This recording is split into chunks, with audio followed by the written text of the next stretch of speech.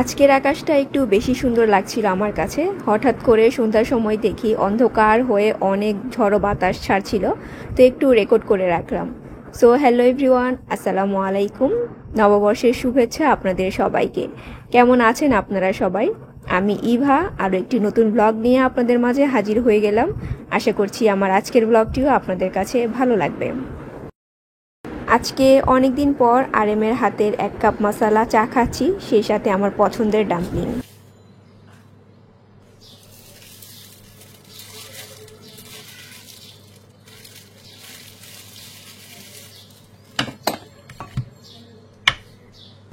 এটা হচ্ছে তার পরের দিন সকালবেলা। অনেক দিন হয় আমি হোটেলের নাস্তা খাই না, তো রোজার দেখা যায় যে হয়তো বা 1 সপ্তাহ আগে খেয়েছিলাম, তারপর মাঝখানে তো রোজা গেল, তারপর ঈদের 15 দিনের বেশি পার হয়ে গিয়েছে। তো ভাবলাম যে আজকে বাইরে থেকে আনাই। এমনিতেও বাইরে থেকে হচ্ছে আমি সবজি ডাল এগুলো আনালেও ঘরে রুটি পরোটা নিজে করেই খাই। তো আজকে মনে হলো যে আমি হোটেলের নান রুটি দিয়ে সবজি খাবো। যদিও নান রুটিটা হচ্ছে হোটেলে বসে খেতেই বেশি মজা লাগে, কারণ বাসায় আনতে আনতে একটু কেমন জানি হয়ে যায়, কিন্তু হোটেলে যেতে ইচ্ছে করছিল না, তো ভাবলাম যে ঘরেই আনি আর ঘরেই খেয়ে নেই। এখন হচ্ছে আমি একাই সকালবেলা ব্রেকফাস্ট করছি, কারণ শুক্রবারে দেখা যায় আমি একটু মাঝে মধ্যে আগে উঠে যাই, লিয়ানা উঠে না। অনেকদিন পর এই বোম্বাই মরিচটা পেয়ে আমার মন চাচ্ছে আম দিয়ে ডাল রান্না করে এখনই 1 প্লেট ভাত নিয়ে বসি। অনেকদিন হয় যে আমি বোম্বাই মরিচ খাই না, আজকে পেয়েছি তো নিয়ে নিলাম। আর মরিচটা দেখেন মানে কি সুন্দর লাগছে দেখতে।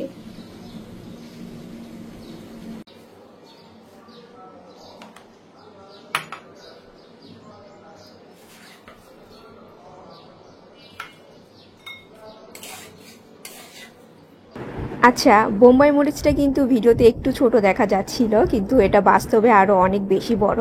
আর আমি যেদিন বোম্বাই মরিচটা কিনেছি সেদিন কিন্তু সত্যি সত্যি আমি আম দিয়ে ডাল রান্না করে তারপর মরিচ দিয়ে ভাত খেয়েছি, আলহামদুলিল্লাহ। তো যাই হোক, গত ব্লগে যে দেখিয়েছিলাম আমি কিছু লাল শাক কিনেছি, তো সেই লাল শাকগুলোকে আমি হচ্ছে গতকালকেই সিদ্ধ করে রেখে দিয়েছিলাম। এখন শুধু জাস্ট একটু বাগার দিয়ে নিলাম ঝটপট রান্নাটা করে নেওয়ার জন্য। আচ্ছা, লাল শাকের কথা বলাতে মনে পড়লো যে একজন আপু জানতে চাচ্ছিলেন আমি যে ঝুড়িতে সবজিগুলো রেখেছিলাম সেই ঝুড়িটা কোন জায়গা থেকে কিনেছি। এটা হচ্ছে বেঙ্গল থেকে কিনেছিলাম আমি। তো অনেকবার হচ্ছে আমি এই ঝুড়ি নিয়ে আপনাদেরকে রিপ্লাই দিয়েছি, তো যারাই নতুন দেখেন তারাই জানতে চান, তো প্রতিবারই বলতে হয়। সো যারা আমার রেগুলার ভিডিও দেখেন তারা প্লিজ কিছু মনে করবেন না, ভাববেন না যে একই রিপ্লাই আমি বারবার দিতে চাই, কারণ কমেন্টের মাধ্যমে আমি রিপ্লাইটা দিয়ে দিলেও অনেকে দেখা যায় না সেই কমেন্টটা চেক করে না, ভিডিওতে বলবো সেই আশায় বসে থাকে, তো এর জন্য আমাকে আবার ভিডিওতে বলতে হয়। আজকে সব ঝটপট করে রান্না করছি, কারণ রান্না শেষে আবার একটু শপিংয়ে যাব। তো ঘরের কাজ করে রান্না শেষ করে যখন কোথাও যাওয়ার তাড়া থাকে তখন আমার খুবই কষ্ট হয়ে যায়। তো আমি চেষ্টা করি সব কিছু আগে থেকে রেডি করে রাখার জন্য, তারপর যেদিন যাব সেদিন যেন চটজলদি রান্নাটা করে নিতে পারি। কারণ রান্না শেষে না আমার একটু সময়ের জন্য হলেও রেস্ট নিতে হয়। রেস্ট নেওয়া ছাড়াই না আমি আফটার লাঞ্চ কোথাও যেতে পারি না। যদি কোনো কাজ না থাকে সেটা আলাদা সাবজেক্ট, তখন তো শুধু ঘরের ক্লিনিংয়ের কাজগুলো করে লাঞ্চ করে বের হতে পারি, কিন্তু যেদিন বাজার থাকে, রান্না থাকে, ঘর ক্লিনিংয়ের কাজ থাকে, সেগুলো শেষ করে আবার বাইরে যেতে কষ্ট হয়ে যায়। তো এখন হচ্ছে আমি এখানে টুনা মাছের যে ঝুরি ভুনা সেটা করছি। তো মাছের ঝুরি ভুনা তো আপনারা সবাই কম বেশি পারেন, তারপর আমি একটু করে বলে দিচ্ছি কি কি দিয়েছি। পেঁয়াজটাকে একটু ভেজে আমি বেশ কিছু রসুন কুচি দিয়েছি। চেষ্টা করবেন মাছের ভুনা হোক, ঝুরি ভুনা কিংবা ভর্তা, রসুন কুচিটা দেওয়ার জন্য। রসুন কুচিটা দিলে না অনেক সুন্দর একটা ফ্লেভার আসে। তারপর অন্যান্য মাছ ভুনার সময় যা যা দিতে হয়, যেমন হলুদ, মরিচ, ধনিয়া, সামান্য জিরা গুঁড়া, এগুলো দিয়ে কষিয়ে তারপর হচ্ছে টুনা মাছটা আগে থেকে সিদ্ধ করে রাখা ছিল সেই মাছটাকে দিয়ে আমি হচ্ছে ভালো মতো মিক্স করে নিয়ে টমেটো কুচি দিয়ে দিয়েছি, তারপর কাঁচামরিচ কুচি, তারপর হচ্ছে ধনেপাতা কুচি, এগুলো দিলেই কিন্তু হয়ে যাবে। তবে আমি যেহেতু এখানে হচ্ছে টুনা মাছের ঝুরি ভুনা করছি, তাই কিন্তু কোনো লেবু পাতা ইউজ করিনি। তো আপনারা যদি মানে তেলেপিয়া কিংবা হচ্ছে রুই মাছ, মানে মোট কথা হচ্ছে যেসব মাছে একটু স্মেল থাকে ওই সব মাছ দিয়ে ভুনা কিংবা হচ্ছে ভর্তা করেন, তাহলে চেষ্টা করবেন লেবু পাতাটা দিতে। এতে করে মাছের যে এক্সট্রা একটা স্মেল সেটা কিন্তু থাকে না। তো আমার তো টুনা মাছের মধ্যে তেমন কোনো স্মেল নেই, তাই আমি ওইগুলো আর অ্যাড করিনি। ধনেপাতা দিয়ে এখন হালকা একটু মিক্স করে নামিয়ে নিলে কিন্তু রেডি হয়ে যাবে টুনা মাছের ঝুরি ভুনা। সেই সাথে এখানে গতকালকে করে রেখেছিলাম চিকেন কোরমা। তো এই যে যেই কোরমাটার কথা আমি বলেছিলাম লাস্ট ব্লগে, বেশ ভালো হয়েছে খেতে। এটা হচ্ছে সেই মানে কোরমাটাই। তো এখন আমি জাস্ট একটু গরম করে নিচ্ছি, কারণ হচ্ছে সব কাজ করে আবার মানে চিকেনটা রান্না করতে গেলে কিন্তু আরও বেশি লেট হয়ে যাবে। তো চিকেন রান্নার কাজটা আমি হচ্ছে গতকালকেই করে রেখে দিয়েছিলাম।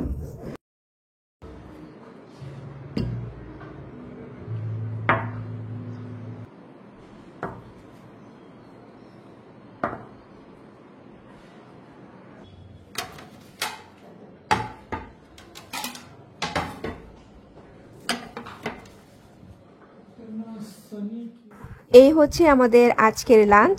তো লাঞ্চ করে একটু রেস্ট নিয়ে তারপর হচ্ছে আমরা বের হয়ে যাব শপিং করার উদ্দেশ্যে। চলে এসেছি।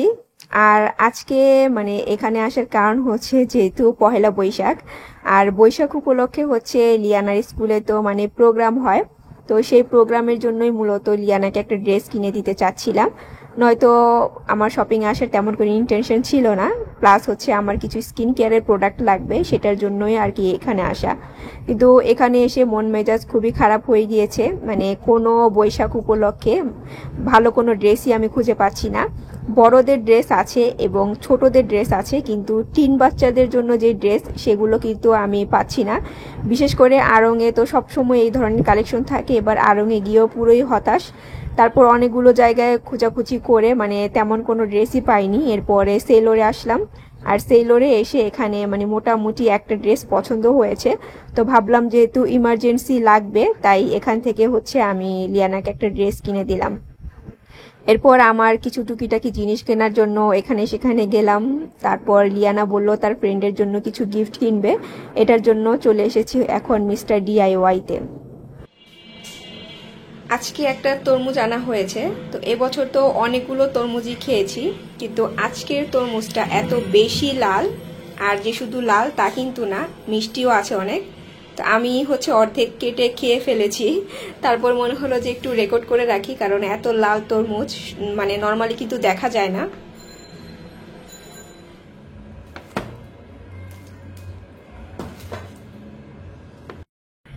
আজকে কি কি শপিং করেছি এগুলো আপনাদেরকে একটু দেখাই। যদিও আমি যা কিনতে গিয়েছিলাম তার কোনো কিছুই পাইনি, তো যা পেয়েছি কিনেছি এগুলোই দেখাচ্ছি।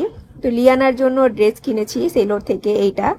আর হচ্ছে গত বছর তো মানে অলমোস্ট ঈদের পরপরই হচ্ছে বৈশাখটা ছিল। তো লিয়ানার স্কুল যখন ওপেন হয়েছে তখন কিন্তু বৈশাখ সেলিব্রেট করেছে, কিন্তু সামহাও আমি ওকে ড্রেস কিনে দেইনি।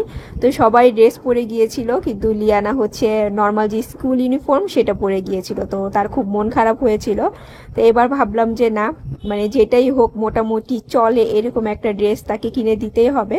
তো এর জন্য হচ্ছে আমি এটা কিনে দিয়েছি।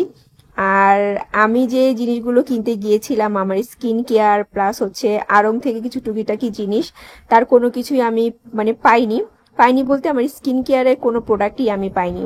তারপর মিস্টার ডিআইওয়াইতে গিয়ে হচ্ছে এই মানে রাইটিং যে বোর্ড সেটা পেয়ে গেলাম।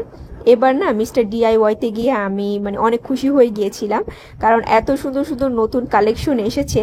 বিশেষ করে মানে প্রথমবার গিয়ে আমি যে জিনিসগুলো দেখেছিলাম এবার গিয়েও কিন্তু সেম জিনিস দেখলাম, প্লাস হচ্ছে নতুন অনেক কিছু এসেছে। তো আমি তো মিস্টার ডিআইওয়াইতে কেনার জন্য যাইনি, লিয়ানার জন্য গিয়েছিলাম। আর সেখান থেকে তারপরও আমি কয়েকটা জিনিস মানে যেগুলো আমার লাগবে আমি নিয়ে এসেছি, মানে রেখে আসতে পারছিলাম না এই আর কি। তো লিয়ানা হচ্ছে তার ফ্রেন্ডের জন্য ওই যে কি রিং কিনেছে, তারপর হচ্ছে একটা পেন্সিল বক্স কিনেছে। আর আমি হচ্ছে টুকিটাকি কিছু কেনাকাটা করলাম, যেমন ওভেন গ্লোভসটা আমার শেষ হয়ে গিয়েছিল, মানে নষ্ট হয়ে গিয়েছিল, সেটা কিনলাম। আর এই মিল্ক রাখার বোতলটা দেখে আমি তো মানে দেখার সাথে সাথেই নিয়ে নিয়েছি, কারণ আমি বাইরের কান্ট্রিগুলো যে রিলসগুলো দেখি সেখানে হচ্ছে ওনারা এই ধরনের সুন্দর সুন্দর কিউট জিনিস দিয়ে ফ্রিজ অর্গানাইজ করে। তো মিস্টার ডিআইওয়াইতে হচ্ছে প্যান্ট্রি, তারপর হচ্ছে ফ্রিজ অর্গানাইজেশনের অনেক জিনিস আছে, কিন্তু আমি না, আমার কেনা হয় না আর কি, ইচ্ছা করেই কিনি না, ভাবি যে আপাতত যেগুলো আছে সেগুলো দিয়ে কাজ চালাই। কিন্তু এই মিল্ক বোতলটা আমি মানে রেখে আসতে পারলাম না। আর এখানে এই যে জারটা দেখছেন, এই জারটা হচ্ছে আমি যখন ফার্স্ট মিস্টার ডিআইওয়াইতে গিয়েছিলাম যমুনা ফিউচার পার্কে, তখন এটা দেখেছিলাম, আর এটার প্রাইস ছিল 100 সামথিং। তো আমি তখন এটা কিনিনি, ভেবেছিলাম যে আমি যেহেতু দেশের বাইরে যাব সেখান থেকে নিয়ে আসব, কিন্তু সেখানেও তো আমি পাইনি। এরপরে যে আমি মিস্টার ডিআইওয়াইয়ের এতগুলো আউটলেটে গেলাম, কোথাও আমি এই জারটা আর পেলাম না। তো এবার গিয়ে দেখি যে আবারও এই জারটা তারা এনেছে, এবং আরও অনেক সুন্দর সুন্দর জারও এসেছে। তো আমার তো সবগুলো জার অলরেডি কেনা হয়ে গিয়েছে, আমি তো কিছুদিন আগেই যে মানে ক্যাবিনেট অর্গানাইজেশনের জন্য জারগুলো কিনেছিলাম, তো আর না আমি কিনিনি। ভাবলাম যে অযথা এখন কিনে নিয়ে রাখতেও আবার ঝামেলা, কিন্তু একটা মানে আমি নিয়ে এসেছি, কারণ আমি জানি না এটা দিয়ে কি করব, কিন্তু যেহেতু আমি চাচ্ছিলাম তো ভাবলাম যে একটা নিয়ে রাখি, যদি কোনো কাজে লেগে যায়, এই আর কি। আচ্ছা, যে কোনো ফেস্টিভের সময় আড়ংয়ে এত উপচে পড়া ভিড় থাকে কেন আমি বুঝতে পারি না। তো আমি তো ঈদের সময় কোনো কিছুই দেখতে পারিনি। তো শুক্রবারে যখন গেলাম তখন মোটামুটি মানে মানুষ কম ছিল। তো আমি হচ্ছে বৈশাখ উপলক্ষে না কিছু জিনিস কিনেছিলাম, ভেবেছিলাম সেটা দিয়ে হচ্ছে মানে খাবার সার্ভ করব। কিন্তু যে জিনিসগুলো আমি নিয়েছি, নেওয়ার পর যখন কাউন্টারে বিল দিতে যাব, তখন এত মানুষের লাইন, মানে প্রত্যেকটা সাইডে হচ্ছে অনেক মানুষের লম্বা লাইন।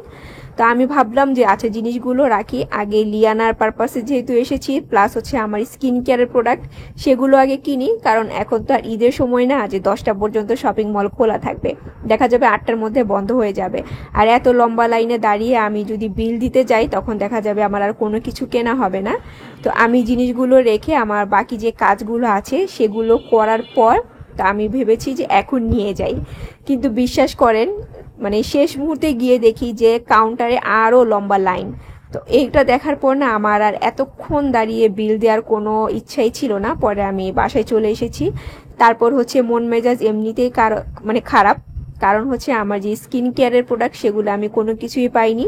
এমনিতে যখন আমি কোরিয়ান কনসেপ্টে যাই, মানে সেই জিনিসগুলো কিন্তু আমি দেখি, মানে যতবার গিয়েছি ততবারই দেখেছি সেই ব্র্যান্ডের প্রোডাক্টগুলো আছে। কিন্তু আজকে যেহেতু আমি প্ল্যান করে গিয়েছি কিনবো, কিন্তু আজকে গিয়ে শুনি তারপর হচ্ছে মানে স্টক আউট। কেমন লাগে, মানে আমি কোনো কিছুই আমার নিজের জন্য পাইনি। প্লাস হচ্ছে আরে মামাকে একটা ড্রেস অফার করেছিল, আমি সেটা নিয়ে নিই, ভেবেছি যে বৈশাখে কোথাও যাব না, তাই আর ড্রেস নেওয়ার দরকার নেই। তো এই সব কিছু মিলিয়ে এবার হচ্ছে আমার মন মেজাজ খুবই খারাপ ছিল, কারণ যখন যেটা অনেক আশা করে যাই সেটা যদি না পাই, কিনতে না পারি, তখন কিন্তু সত্যি মেজাজ খুব খারাপ হয়। লাস্ট ব্লগে পিঁপড়ার কথা শুনে অনেক আপুরাই আমাকে বলেছেন কি করলে পিঁপড়া থাকবে না, তো আপনাদেরকে অনেক ধন্যবাদ। সেই সাথে লাভলি আপু খুব সুন্দর একটা কমেন্ট করেছিলেন, তো আমার ইচ্ছা ছিল আজকের ব্লগে আপুর কমেন্টটা পড়বো, কিন্তু সেটা আর পড়া হলো না। তো আজকে আমি এখানেই বিদায় নিয়ে নিচ্ছি। Take care and always love yourself. আল্লাহ হাফেজ।